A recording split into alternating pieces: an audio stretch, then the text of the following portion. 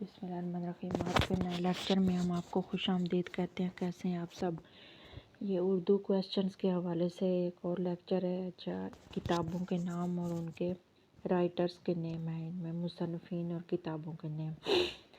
اقبال، فکر و عمل۔ اقبال پہ جو فکر و عمل کے حوالے سے کتاب ہے وہ فتح محمد ملک کی لکھی ہوئی ہے۔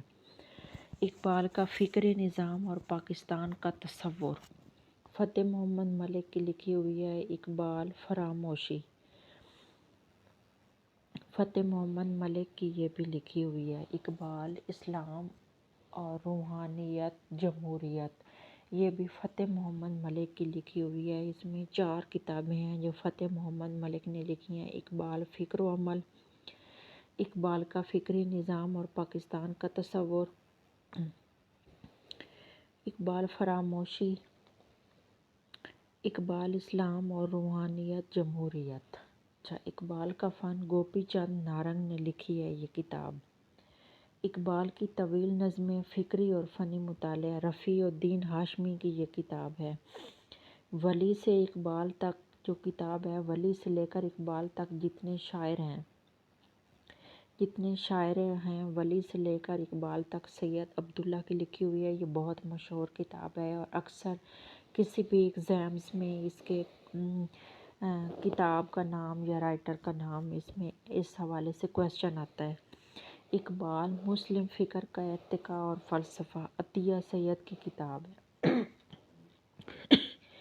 زندہ رود علامہ اقبال کی مکمل سوانح حیات ہے، ڈاکٹر جاوید اقبال نے لکھی ہے۔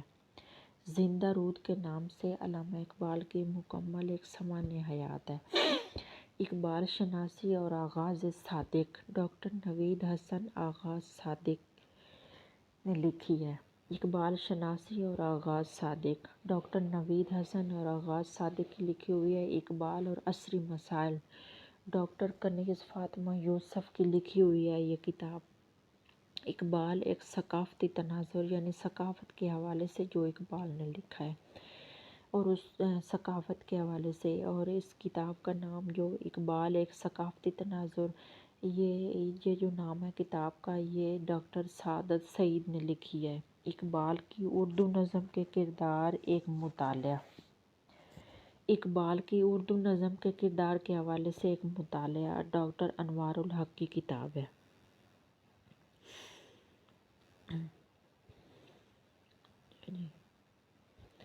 اور اقبال اور عصری مسائل، ڈاکٹر کنیز فاطمہ یوسف کی لکھی ہوئی ہے۔ اقبال ایک ثقافتی تناظر، ڈاکٹر سعادت سعید کی کتاب ہے۔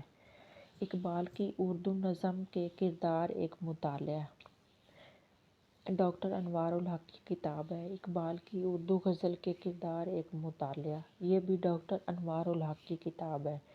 اقبال خوش گمانیاں غلط بیانیاں، اقبال کے بارے میں جو کتاب لکھی ہے خوش گمانیاں اور غلط بیانیاں، محبوب تابش نے یہ کتاب لکھی ہے۔